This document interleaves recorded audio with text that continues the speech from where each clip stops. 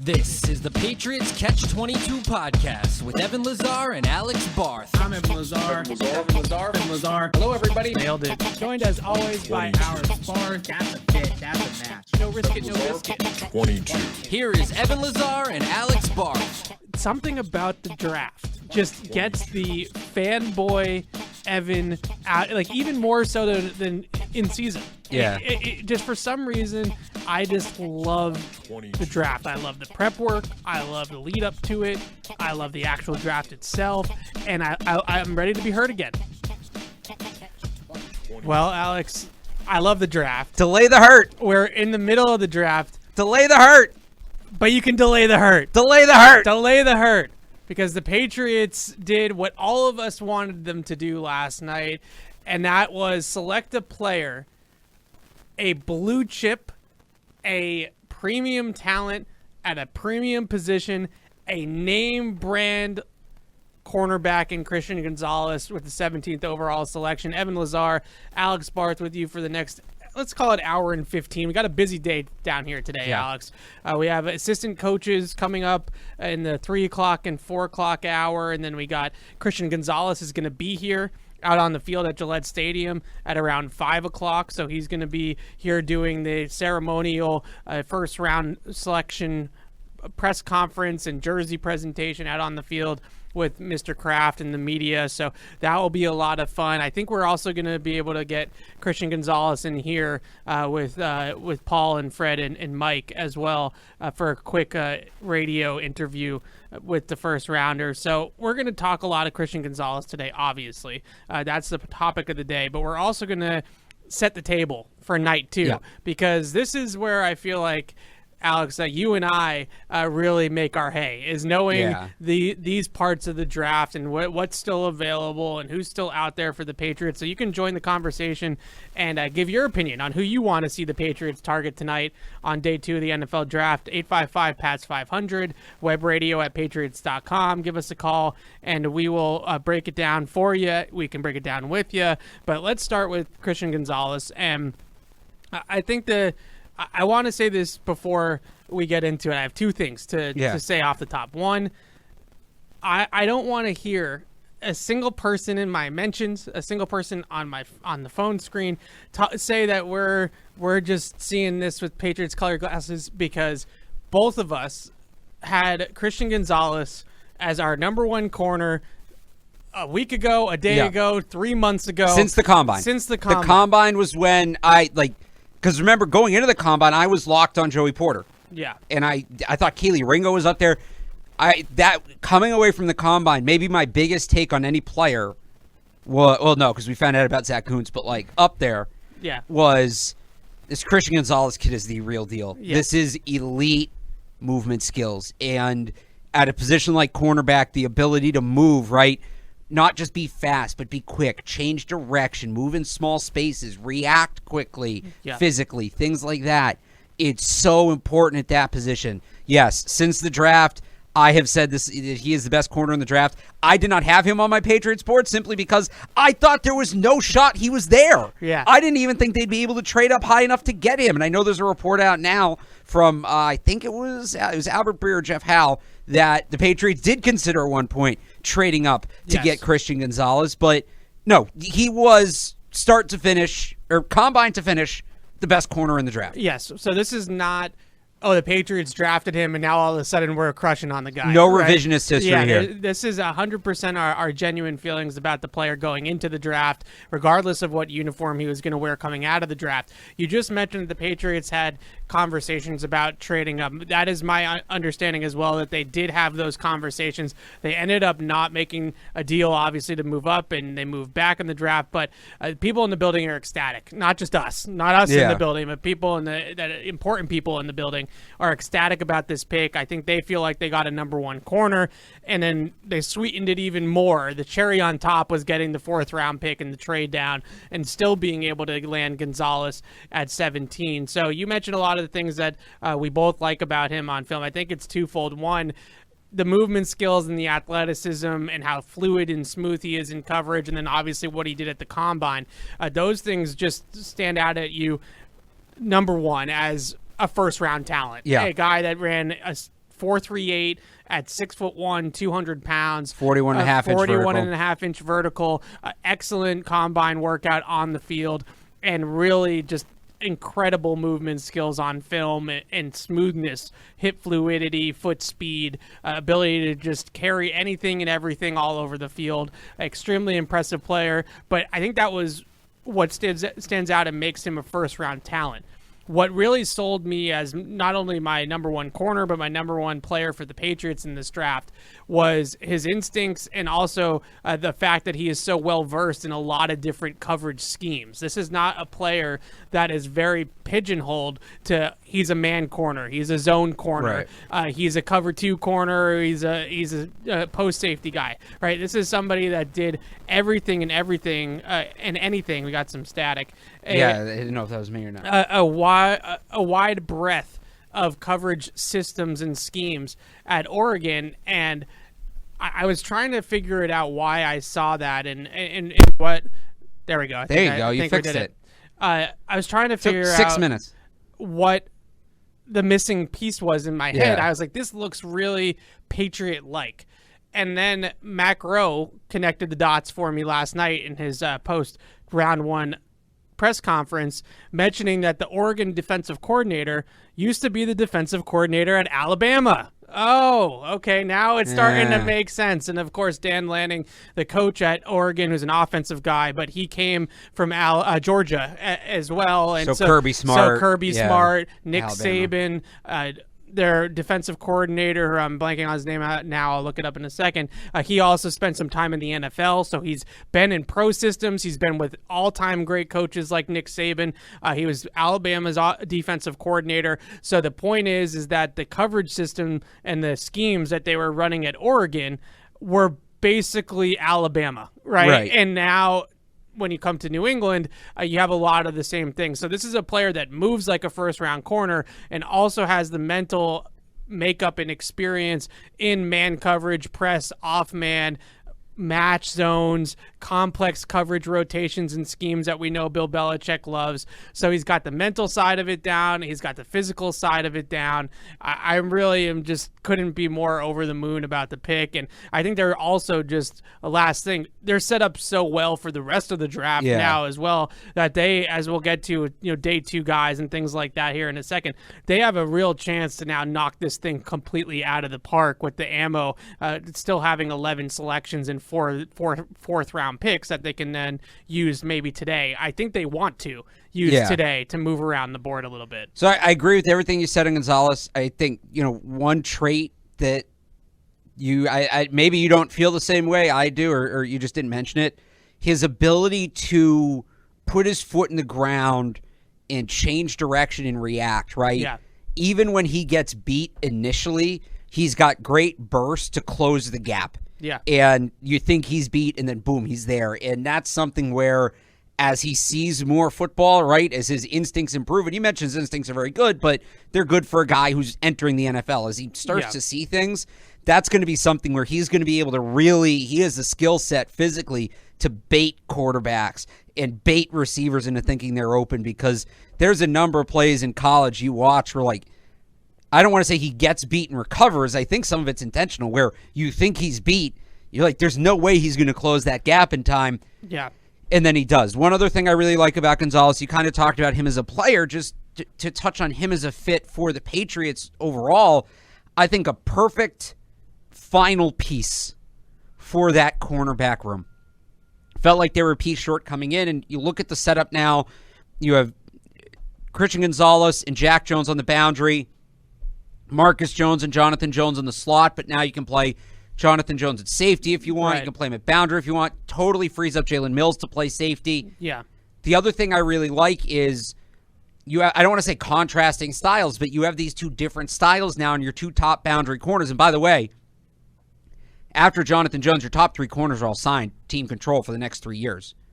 Now, right, with Jack Jones, Marcus Jones, Christian Gonzalez. Yeah.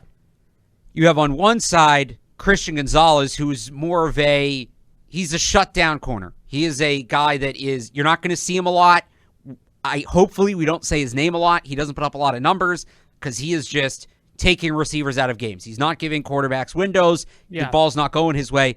And then on the other side, you have Jack Jones, who's the ball hawk, who's the guy that is going to try to bait quarterbacks, is the guy that's going to go for that boomer bust, the all or nothing, trying to create turnovers, get his hands on the football. And even, a guy like Kyle Duggar at the safety position being that ball hawk and somebody that can go ahead and turn the football over. I think they have a lot of ball hawks in their secondary, so to get a guy that's just sort of locked down, but I like that you can have those two different styles both on the field at the same time, and now you get into that 3-man boundary corner rotation, which is what they really want to have, and they have when they were at their peak defensively. You go back to I don't know if he's coming off the field, Alex.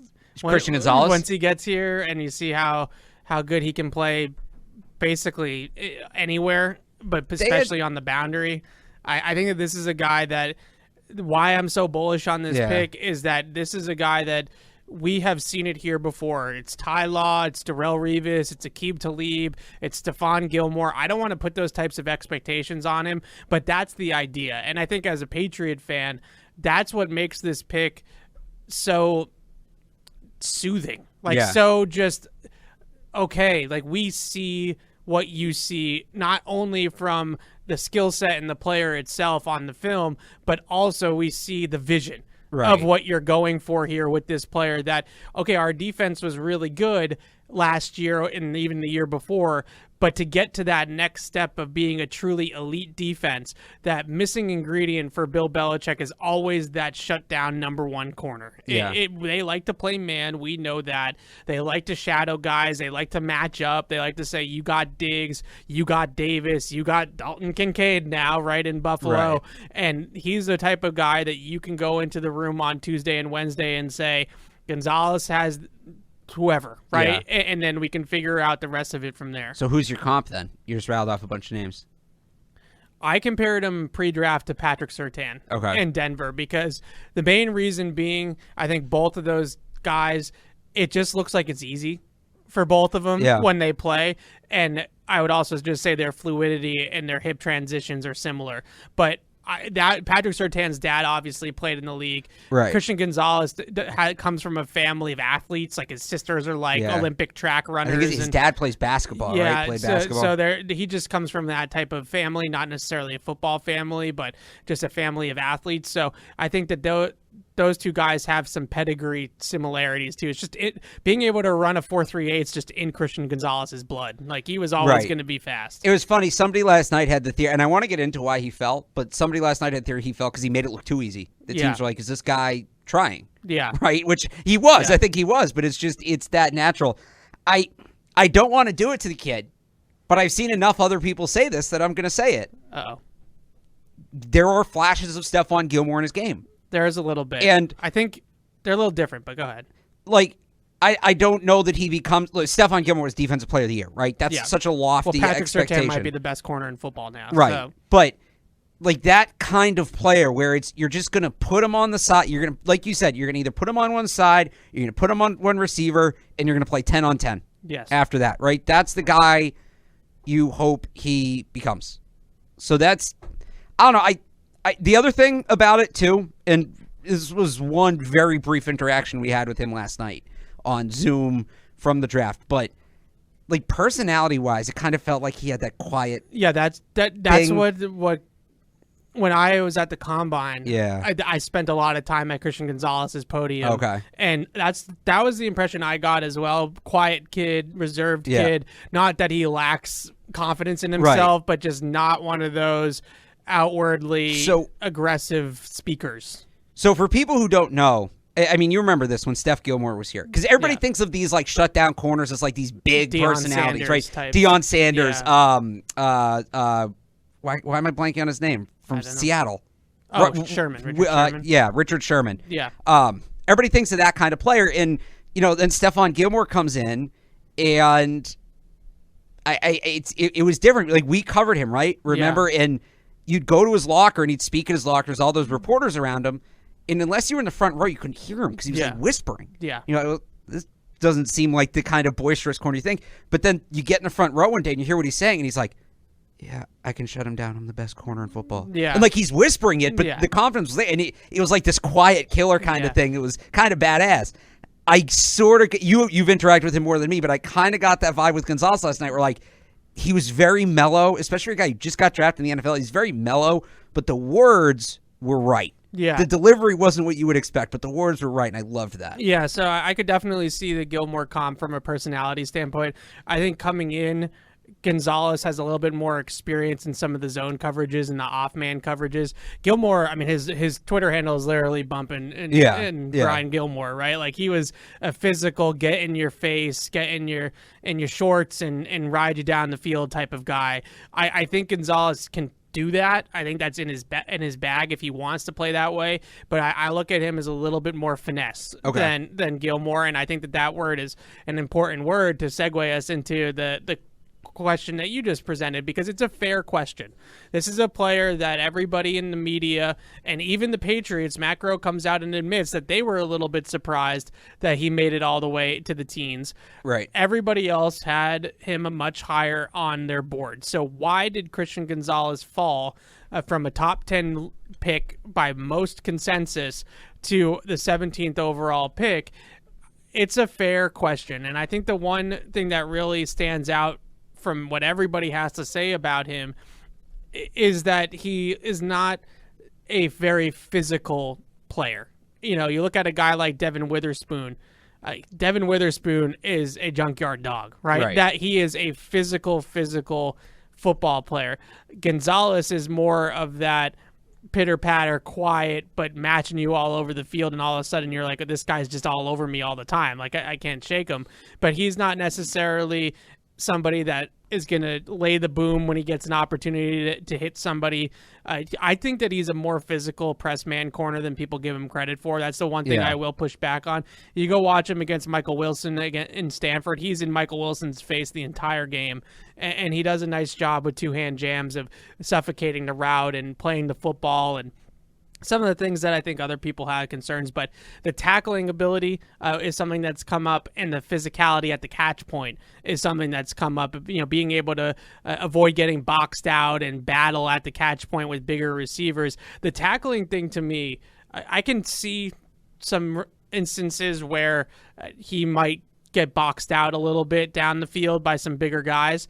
The tackling thing to me is totally bizarre, because last year at Oregon, he had 3 missed tackles the entire season. 3. He had more the season before that at Colorado, but now we're going back to 2 years ago, his true sophomore season when he's 19 years old, playing in a Power 5 conference, and we're knocking him for the 8 missed tackles that he had at Colorado the year before.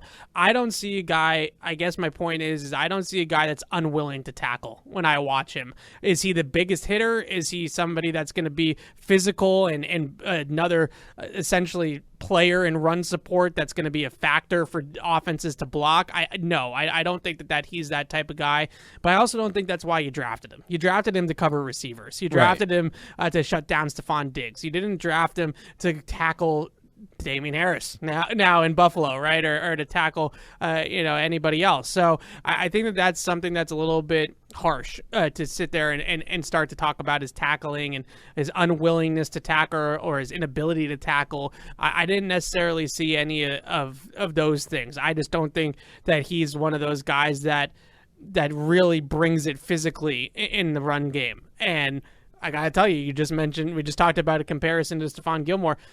Stephon Gilmore didn't really want to play the run either, quite frankly. I remember talking to him a few times about playing the run and being more physical against the run, and he was like, "Look, I'm gonna do my part. I'm gonna try my hardest against the run, but I'm here to cover receivers. Like, I'm not I'm not a linebacker. Okay, so I gotta push back on that a little bit. I think the biggest thing with him is that people have to remember, and this I think is maybe the biggest reason why he ended up falling, is he's only 20 years old. And he turns 21 in June. Yeah, he's still got a long way to go, I think, in terms of his football life, just in general. And I'm not saying he's immature or anything like that, but he's got some seasoning to do. He's an excellent athlete. I think he's got great instincts for the game, but he's just got to play more football and continue working on his craft. And I think that that's something that some teams looked at and thought, okay, maybe this isn't a plug and play day one Sauce Gardner-like superstar at corner. I didn't grade him out that high either. I have him as a year one starter, but not a year one star. I think that's fair. All the play criticisms, though, the lack of physicality, like I saw it too, but I don't think any of it is fatal flaw. Like none of it is me looking at it and thinking he's not going to be a good pro because one time against Michael Wilson in Stanford, he got boxed out on a high point, jump ball, and Wilson caught it on him. Like, okay, I mean, is he supposed to never give up a pass? Like, I mean, we know how that works. Like, guys give up plays. Like, that's the NFL. That's the league. That's college football. So I push back on some of the film concerns. The age thing, I think that there's something to be said for that. Legally, he could not celebrate with a beer last night. That's how young this kid is. So I think that there's... Not till June. I think that that's a little bit fair. It is interesting, though, because the last 2 years they've taken two older prospects. Kyle Duggar was 24, Cole Strange was 25. Yeah. It's very different. Thing. I'm going to offer another theory as to why he fell, and actually has nothing to do with him as a player. 985sportshub.com, I wrote this up this afternoon. He starts falling, and you start thinking back to Nakobe Dean last year, right? Remember, we all thought Nakobe Dean was a lock to be a first-round pick. He fell to the third. We didn't know why, and then we find out he had a shoulder injury. I don't think that's the case with Gonzalez, but there are instances where guys fall outside of football reasons. It's not like Gonzalez fell really amongst the cornerbacks. Yeah. Some people did have Witherspoon ahead of him. Witherspoon went first. Yep. Yes, Forbes jumping him is a surprise.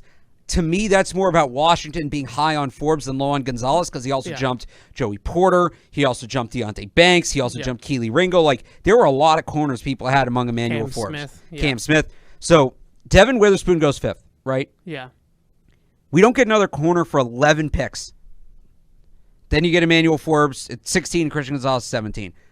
What I think happened was, and we had speculated this, not to this extent, but we had speculated this maybe at a position like tight end. Right. Which I think it's sort of happened at tight end as well. There's so much cornerback depth in this class that teams said, well, wait. Yeah. Why are we taking Christian Gonzalez here when we can get Julius Brents later? Right. And then what happens is that snowballs because teams start realizing, wow, okay, if we're sitting here at 10, 11, 12, and Christian Gonzalez is still on the board, it's going to push other guys further down. And now maybe we get a shot at a guy like Joey Porter on day 2, which is going to be the case. Joey Porter not going in the first round is crazy. But I think the cornerbacks individually were hurt by the talent of the cornerbacks collectively. I think that so many of these teams looked at it and said, we're not taking a cornerback today. There's going to be so many good ones on the board tomorrow. We're going to address another need with a thinner position. And you look at the early run on tackles, that's a thin position. You look at the early, I don't want to say early run, but you had a linebacker go. That's a thin position. So that was another thing I was going to mention that's sort of along the same lines. Quite frankly, some other teams messed it up. Right, you had 2 running backs go in the top 12. That's going to push them down. Some other teams just effed up, all right? Talking to you, Detroit Lions, I think... they didn't screw it up the most. The Detroit... I think they did, Alex. No, they didn't. They did. All right, wait, I want to get to running back. Let me finish my point on Gonzalez. In 2023. Hang on, let me finish my point on Gonzalez, and then I want to do this. Yeah. What I think, this is Patriots, zig, while everybody else zags. Everybody else said there's so much cornerback talent on the board, we don't need to use a first-round pick to get the guy we want. We're going to wait. And so the Patriots said if everybody else is going to do that, we're going to attack the top of the board, and we're going to get a player that we probably shouldn't get with our pick because nobody's drafting at this position, period. Yeah. Brilliantly played. And in terms of the trade back, I know people are like, well, maybe they thought they'd lose him. You knew the Steelers were taking a tackle. Right. The Jets weren't taking a corner. They only risked it with Washington, but Matt Gross seemed to suggest they knew Washington liked Forbes. Yeah, I think everybody knew that Washington liked Forbes. I think the only second guess of the trade down is once the Jets lost their guy in Broderick Jones, them trading out was the big risk. risk. Somebody leapfrogging the Patriots to take Christian Gonzalez while in that 15 spot was probably the only risk. But I think you also read that as, because they're trading down from 14, they probably they know what teams are trying to come up. Right. They know what teams are trying to come up and get the guy. Maybe the Steelers are the only team they talk to. The Steelers underpaid to move up. That's very rare. I don't think there was a lot of demand to move up into that range in the draft. They may have felt comfortable that, well, if nobody's calling us here at 14, who's calling the Jets at 15? Right. So they played the board. Now, you want to say they played the board beautifully? Do you want to say they got lucky? It's probably a little bit of both. They played the board very well. I think they played the board very well. They played the game. They played the game. They did. When we used to on our old show, right? Yes. Go to PFF mock drafts and go. We'd spend 15 minutes on a pick, and if we move down, it's this and that. Yeah. That's exactly what they did. Yeah. Speaking of what the Jets did, they blew it more than the Lions. So I want to talk about that in a second, just to wrap up what you were saying there. And again, that whole point, if you want it to read it, 985thesportshub.com. I think that the main thing that they had to have seen or looked at or felt was there had to have been another player or two that break glass, worst case scenario, somebody slides into 15 and trades out with the Jets and swoops in and takes Christian Gonzalez out from under you. Whether it was Deonte Banks, whether it was pivoting to another position and taking a guy like JSN, there had to have been a plan B.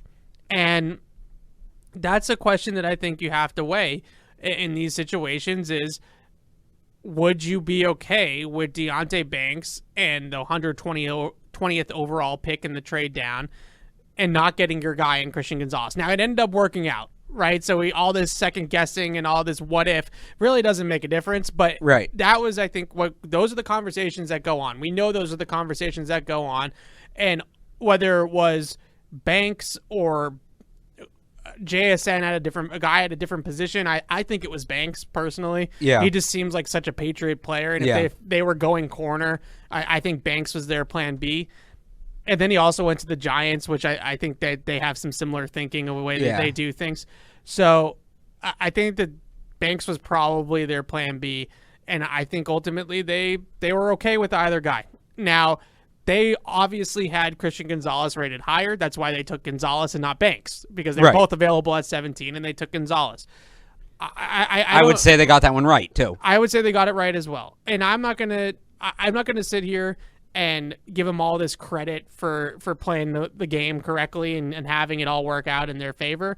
But the one thing that I really want to give them credit for is they effed the Jets. And I am always fine with effing the Jets. That's it. And it was fantastic to watch in real time because you saw it coming. You saw it coming, and you knew the Jets wanted Broderick Jones. They needed tackle all offseason for the Jets was the position in the draft. Darnell Wright gone to Chicago. Right, Darnell Wright going early is what kicked this off. We'll talk about that in a second. Broderick Jones going at 14 to Pittsburgh with the Patriots, knowing that was the Jets guy.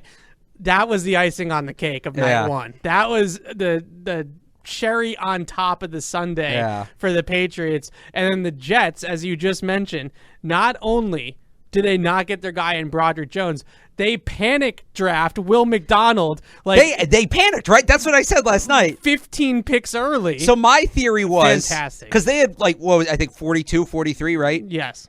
My theory was they lost their guy at 14. Right. And they were like, who do we have next? Well, this is the guy we're going to take at 42. Whatever, take him now. Yeah. Like that kind of thing, right? Where they didn't have a plan B at 14, so they just had to go to the 42nd pick. I had Will McDonald as my 8th edge guy on the board. Not on the board. Some of the guys have gone, but I had him 8th overall. I had Nolan Smith ahead of him, which Nolan Smith fell. Yes. I was very surprised by that. Like an anchor. I had Nolan Smith ahead of him. I had Miles Murphy ahead of him. I had Adibare ahead of him. Yep. I had Uzoma ahead of him. Van Ness was ahead of him, but he was off the board. He was off the board. I'm talking about the guys that didn't go. I think I had it. I had Keon White ahead of him too. I had McDonald up there because what I liked about his game was he has a lot of tools in the toolbox. Yeah. He's got a bunch of different pass rush moves that are really effective, but I thought he was an end of the first round, early second round guy. And this is the thing that I will give Bill Belichick a little bit of credit for, because as much as it would have pained all of us, Bill Belichick in the spot that the Jets were in last night, Bill Belichick trades down. He says, nothing you can do. You know, they took our guy a pick ahead of us. And you say, oh, how do you know that, Evan? They did this when Justin Jefferson got drafted by Minnesota, right? So instead of reaching on Kyle Duggar in the first round, when Minnesota took Justin Jefferson, the Patriots traded out of their pick, and they went down to the next tier, and they took their second-round guy a little bit early. Here's what I wonder. Round. Was that option not there for the Jets? Nobody wanted to trade last night. Nobody wanted to trade. I wonder if the Jets got stuck. The Jets might have gotten stuck. In which case, but it just... Well, but here's my other question about it. Everybody has just been, and rightfully so, the Jets hit the draft out last year out of the park. Yeah. They had the best draft in the league. No, the Jets are back to being the Jets. It's great to see the Jets be the Jets again. Here's the other thing about it. Even if he was the guy at 42, even if they took him at 42, where's he playing? Bradley Anae, Michael Clemens, John Franklin Myers, Jermaine Johnson, Carl Lawson. Where are the snaps? Yeah, they just drafted Jermaine Johnson last year, and that was the steal of the draft last year because he fell like Nolan Smith fell. Right. There was going to be one edge guy. I thought it might have been because there's some rumors about injury with Tyree Wilson. Yeah. And he did fall further. I think a lot of people had him at 2. Yeah. And he fell to 7. Well, because the Texans got it right. Right. I thought Van Ness was going to fall. Yeah, so I knew one of the edge guys was going to fall, and then obviously the Jets took McDonald instead of Nolan Smith, and that really caused Nolan Smith to fall even further. Weird pick. Weird. So pick. that's who because say what you will about the Lions draft positionally. Yeah. At the end of the day, the NFL draft is about adding good players, and both of those guys are good. Now, you can say their skill set is antiquated. Come on, Jahmyr Gibbs a good football player. You can't sit here. They took Jahmyr Gibbs with DeAndre Swift and David Montgomery. Montgomery. Trading DeAndre Swift. Okay, so they still had 2 capable running backs on the roster. They were a top 5 rushing team last year. Yeah. Without needing Jahmyr Gibbs. No, it's a bizarre pick. But it's you know what it is? It's Dan Campbell. It's the kneecaps. Dan Campbell had his draft. Right, and he goes in there and he takes a running back and an inside Mike linebacker like it's 1995, and he thinks he just won the draft. Supposedly they were going to take Gibbs at 6, and then the Cardinals called them. Yeah. So they were going to take Gibbs ahead of Bijan. They added 2 good football players. Now, you can say that their skill sets are antiquated, but I see what Jack Campbell's role is going to be. You can tell me that his role is dated, but I know what his role is going to be. I know what he's going to do for them. I don't really know what Jahmyr Gibbs is going to do, but Ben Johnson is a wizard, and I'll give him the benefit of the doubt. Yeah. That's my thing. Even if I don't love the player, if I can, it's what you talked about with Christian Gonzalez.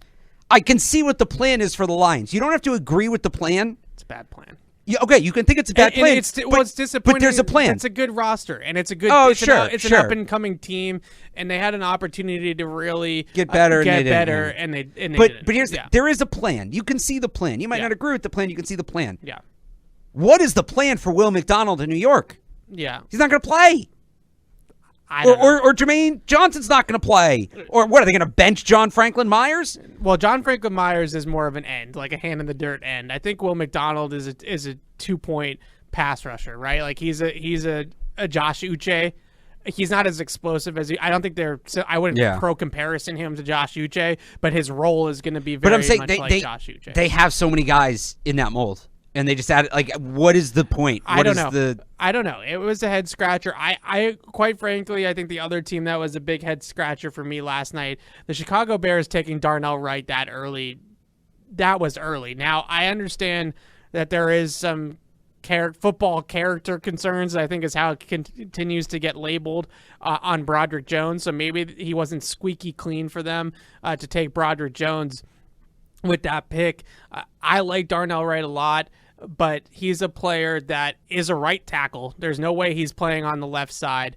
And secondly, he's a guy that still has some things to work out in his game. He lunges forward out of his stance. He ducks his head into contact. There's just some technical thing. I think Darnell Wright's going to be a solid NFL pro. When you're picking, what was it? They're at 10th overall, right? After they made that trade, 10th overall in a draft, you're not just trying to get a guy that you're just going to plug in and be like, okay, this guy's an average to an above average starter. You want somebody that's going to be a pillar, a franchise type player.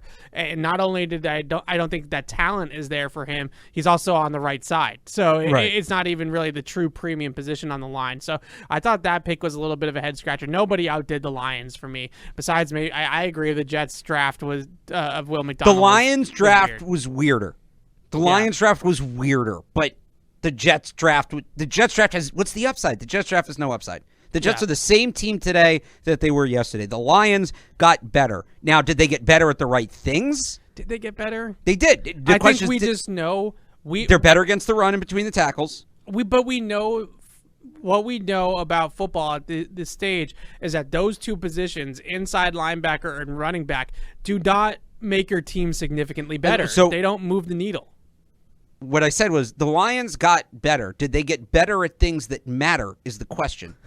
So how did they get better then?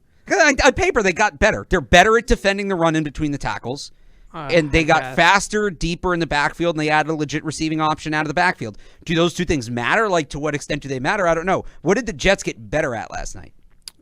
That's fair. I just don't. That's my point. What were the Jets going to, unless one of those tackles fell to them, it was going to be tough for the Jets, I think, at that pick to be. Well, you could trade back and add future assets. Now you're better equipped to move. I think you might be right. I think they might have been stuck. There was also one rumor out there that they wanted to reunite JSN with Garrett Wilson.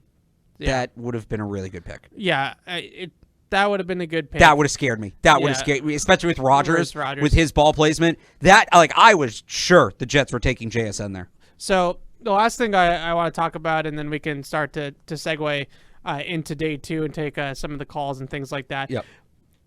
The wide receiver run. As soon as JSN went off the board at 20, I actually said to Paul, I said, well, here come all the receivers, right? And the next 4 picks were wide receivers. So we have JSN, Zay Flowers, Quentin Johnston, and Jordan Addison. I think I messed up Zay and Quentin Johnston. Quentin Johnston went before Zay. But regardless, those 4 guys went in 4 straight picks. So 2 things about this and then we're going to turn it into day 2 here. One, I think it's really interesting. We talked about this a lot on the show, our preview show, right before the draft. Would the league adjust to the fact that this receiver class is kind of stinky? Oh, so now you admit that.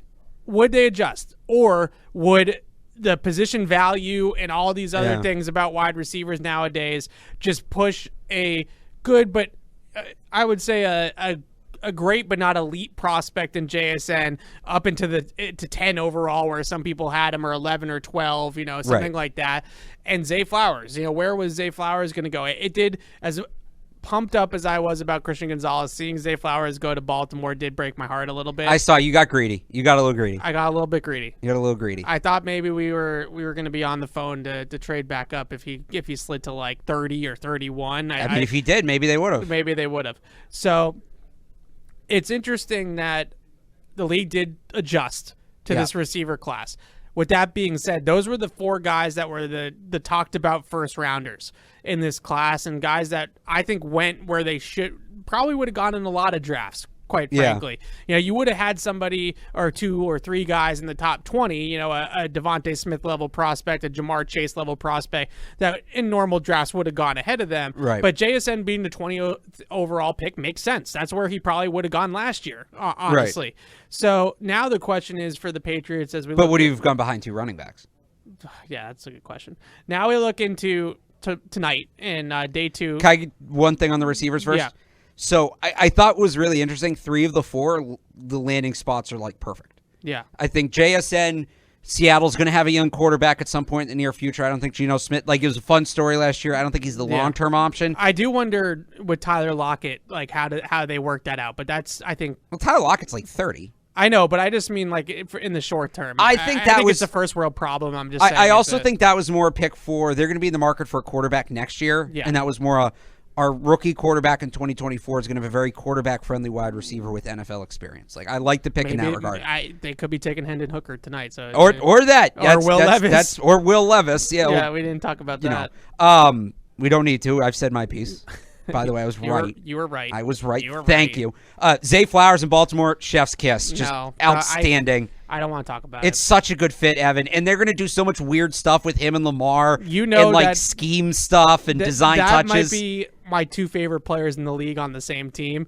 And I'm not going to become a Ravens fan. Don't worry, everybody, okay? But Lamar Jackson and Zay Flowers on the same team. You're going to put on that after week 1. You're going to put on that all 22. You're going to light some candles, dim the lights. It's going to be nice. That's going to be really fun. Tell Jess to leave me alone for an hour. Look, I think Jess can't be there for that. I think Jordan Addison with the Vikings also makes a lot of sense because the thing with Jordan Addison to me he's a really, really, really good number 2. Yeah. I don't know that he's ever going to be that like carrying receiver, but yeah.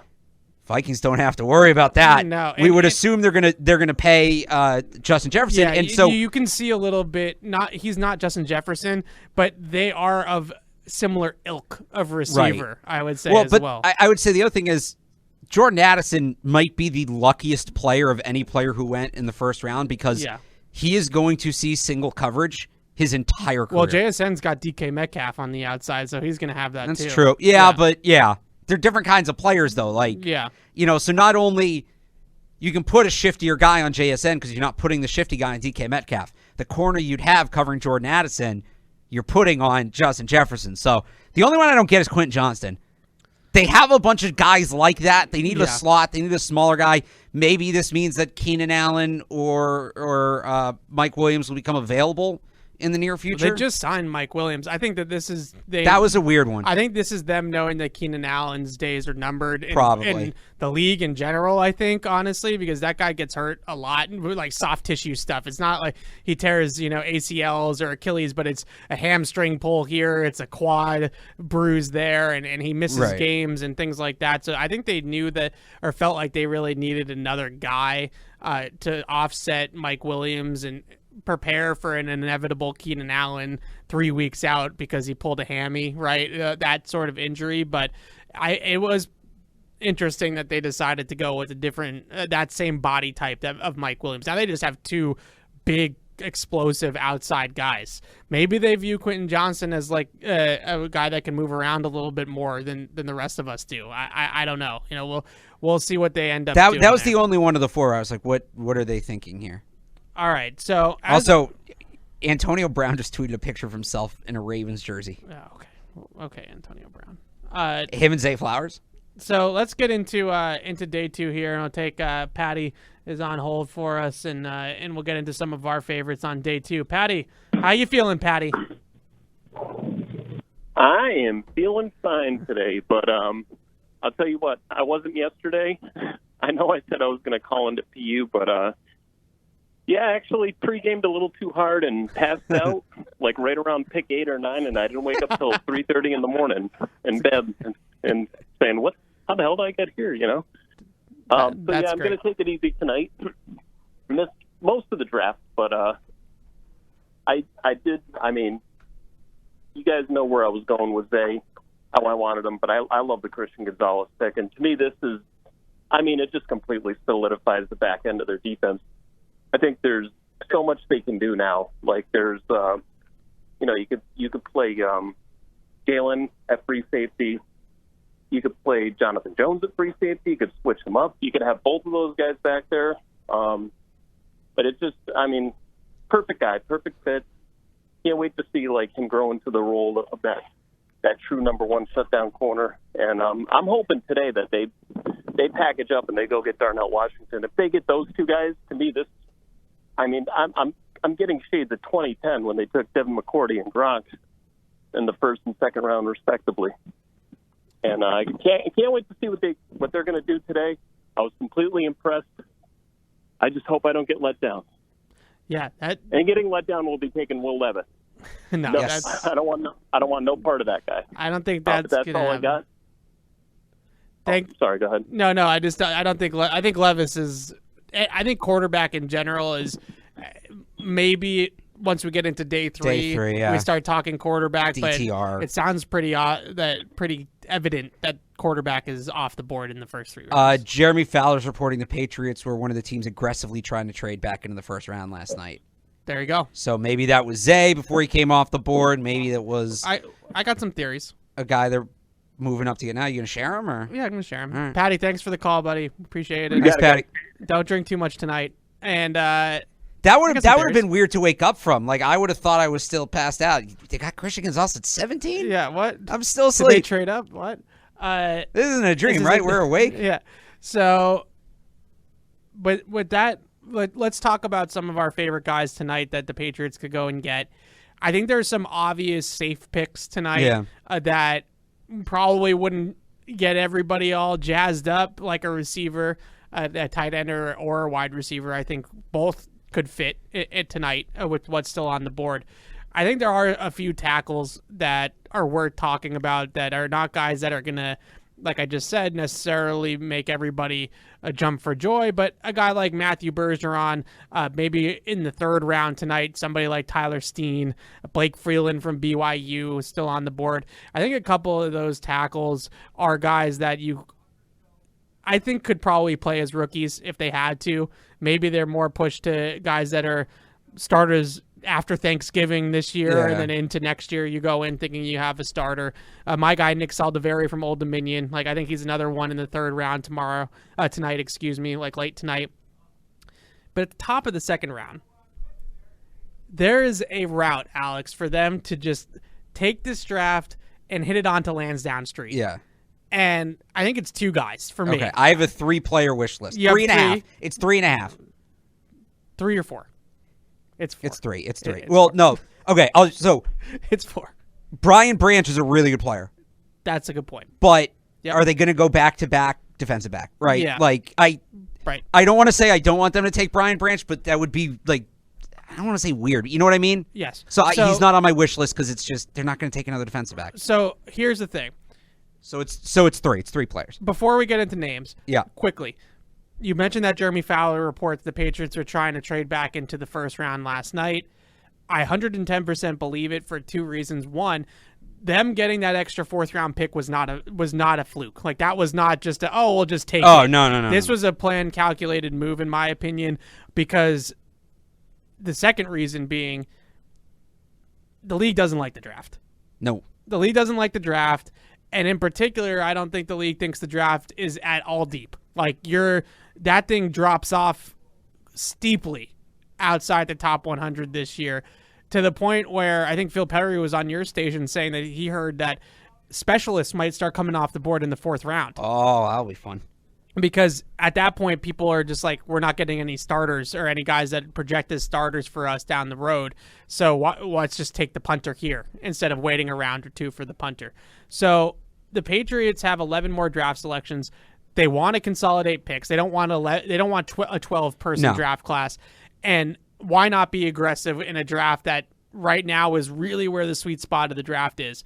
And if they want to hit a grand slam onto Lansdowne Street tonight, I think there are two guys that fit that bill for me now that they went defense in round one.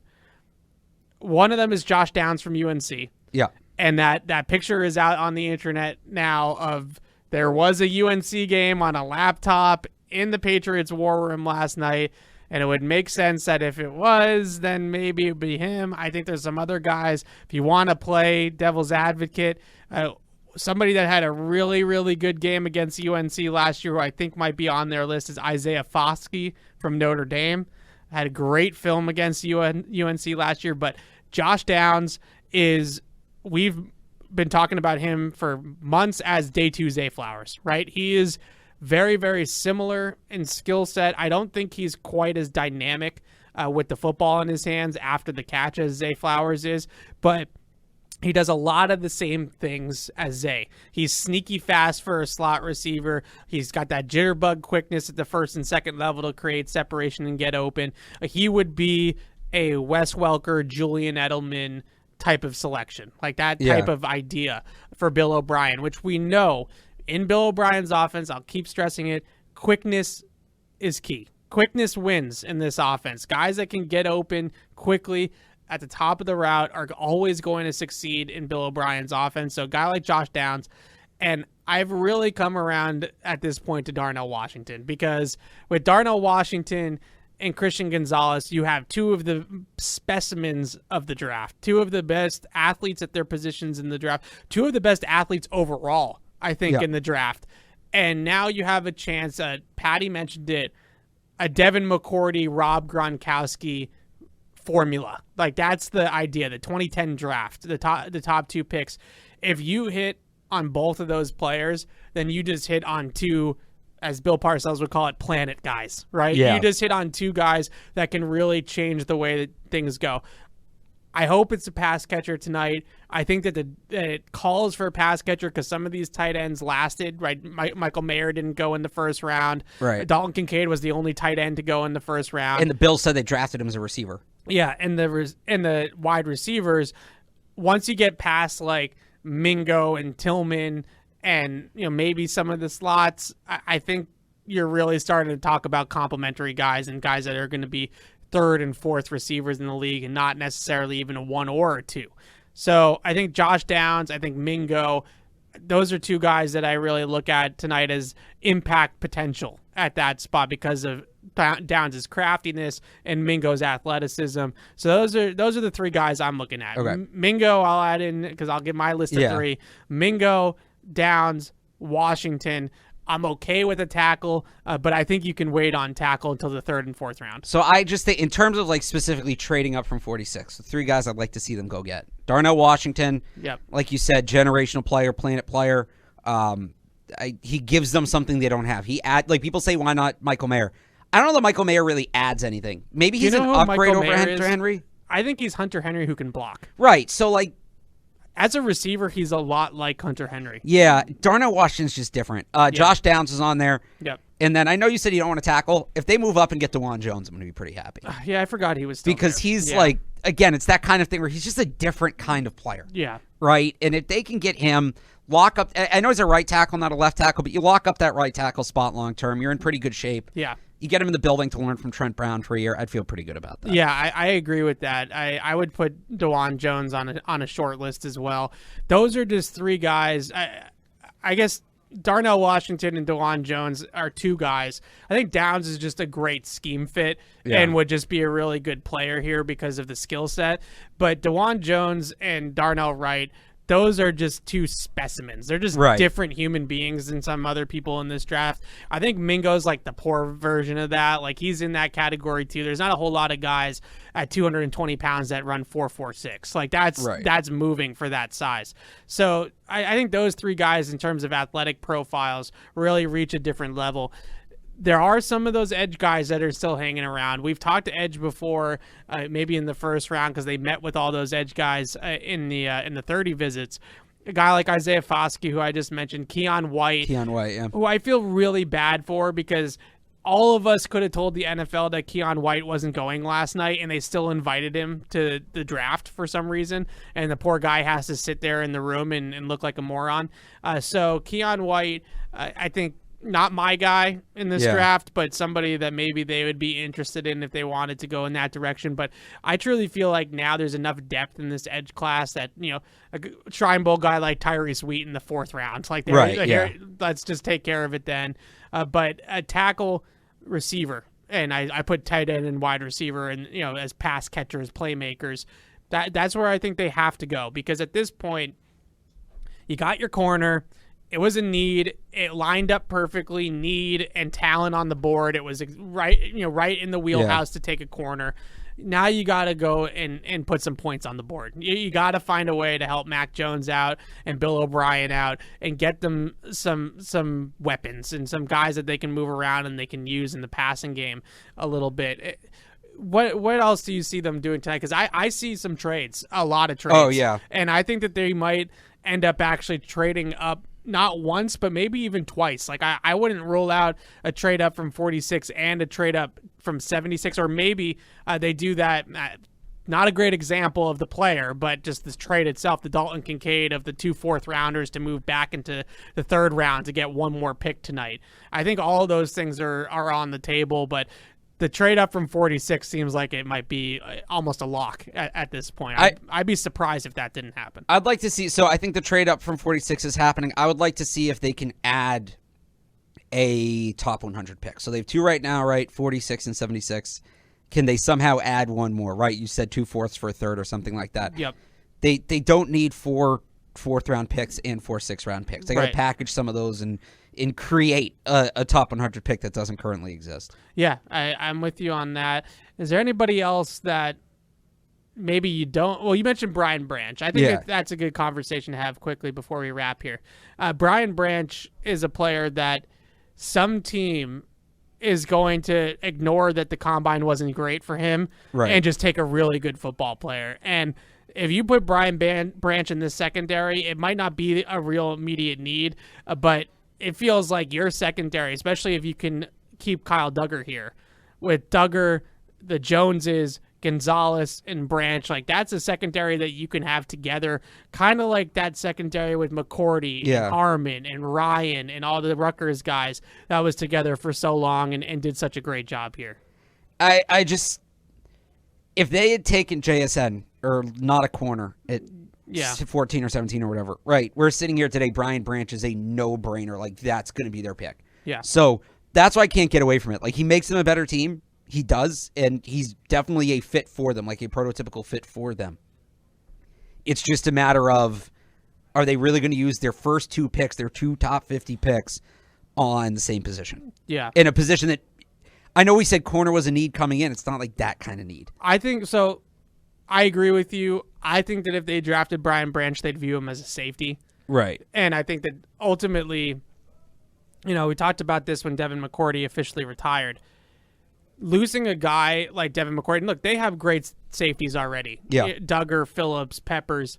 But losing a guy like Devin McCourty it's a lot. It's a lot to replace, not only on the field just from a schematic skill set perspective, but you essentially lost a coach as well back there. And I think Brian Branch, from a skill set standpoint, at least could come in and do a lot of the same things that Devin McCourty did for your secondary. I don't know if he's like a true center fielder. I don't know if he's that, but he's somebody that has the flexibility to play deep or play in the slot and come down in the box a little bit like Devin used to do at times with that cornerback background. I think that he's got a lot of things that they would really love, and I'm sure Saban had to have loved him because he put a ton of mental responsibility on Brian Branch's plate. He played that star role in Saban's defense, which is, the Minkah Fitzpatrick role, the Brian Branch role. Like, that's a huge role for Nick Saban, and I think that that's a guy that the Patriots just have to, from a football perspective, he's a football player. He's not an athlete in spandex in Indy, but he's just a plain football player. And lastly, before we go, quarterback. And you can take your Will Levis victory lap. I'm going to give it to you. I'm going to serve it up to you right now to take a Will Levis victory lap. And I just want to briefly, I think we both have sort of heard a little bit about what the heck happened last night for Will Levis, who did not go in the first round. Some people... Reddit told me he was going first and second overall. Some people thought he was going to go in the top 2 picks in the draft. I think a lot of people thought that maybe the Texans would take him over C.J. Stroud even at number 2. They didn't. So Will Levis still there. Where does he go? Why is he still available? What's your thought? What's your take? And what's your victory lap? Go ahead. So I've heard some things that he did not interview well. Yeah. And he didn't get great reviews from teammates. Yeah. Which I could see. I heard the same. I think teams are also wary of how much work there is to do. Yeah.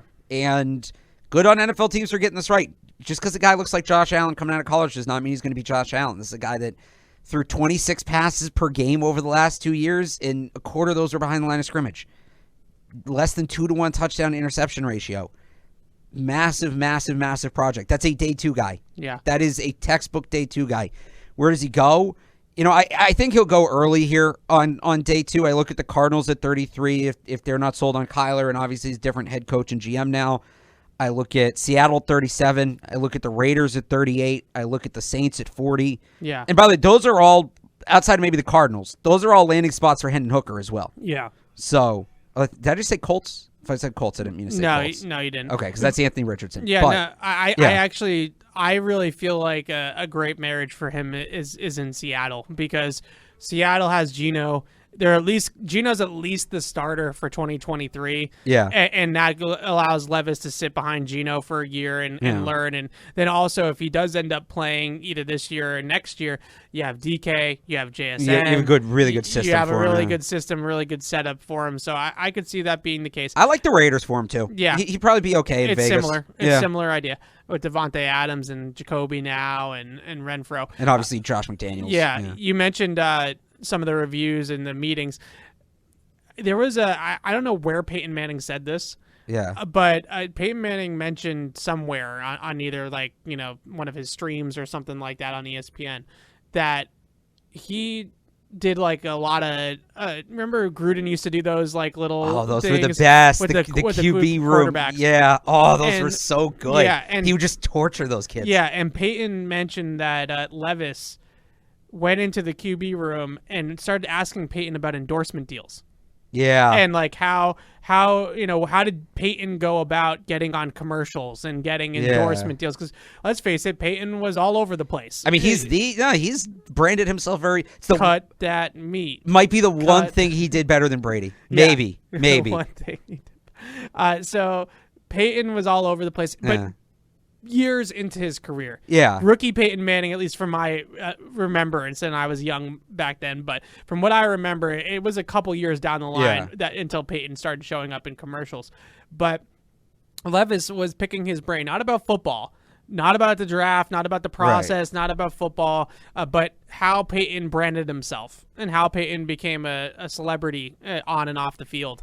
And if he was giving any of those vibes off the teams, that he was more concerned about Will Levis, the brand, than he was the football player, that this league's still old school like that, right? Like that's a big turnoff. And I think it's interesting that he came here and he visited with the Patriots. If they had any inclination that he was like that whatsoever, there is no way in hell Will Levis is on the Patriots board. No way, because at that position, you have to be hungry and you have to work at it and you have to be here, first one in, last one out type of guy. And quite honest, I think their quarterback now has that. He was the last one out of the green room. I think he has that. And you can say what you want about Mac. You can say about the physical upside and how he played and handled himself last year, but nobody questions that guy as a worker. No. He's in this building all the time, and you need that. I think at least with his teammates, I know obviously people are going to say, oh, the coaches with his teammates. He's done a very good job of building relationships, right? You see him all the time, right? He had the draft party last year. Remember when he was at his house? They were bowling a couple weeks ago. He's setting up the throwing sessions, things like that. From my understanding, his teams wonder if Will Levis will be that guy that can command a locker room. It's not a Zach Wilson thing where he's like a bad person, right? Zach Wilson actively pushed that locker room away.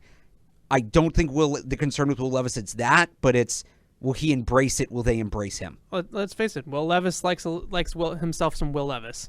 It makes one person. All right, so I can think of 33 that aren't as high on it. I'm glad we got to do this because we got to, put all of our thoughts out there about the Patriots' first-round pick, Christian Gonzalez, talk a little bit about day 2, and set the table for Morel. What is an extremely busy day here on Patriots.com. We got assistant coaches coming up here in a few minutes. That's where Alex and I are going to jet to. Christian Gonzalez on the field at around 5 p.m. To introduce him to the world here in New England and in Foxborough. And then we got day 2, round 2 and 3 of the draft tonight. We'll be live from 7 to 10 here on Patriots.com, talking Patriots draft and carrying you through at least one, hopefully maybe a couple of the Patriots picks here tonight. So be sure to tune back in around 7 for our draft show here tonight. And Alex and I will be back next week with another Catch-22 to break down the rest of the Patriots draft. Alex, if we have to break down 11 more picks, Morel, you might want to get a sleeping bag or something like that back there. That might be a two-parter.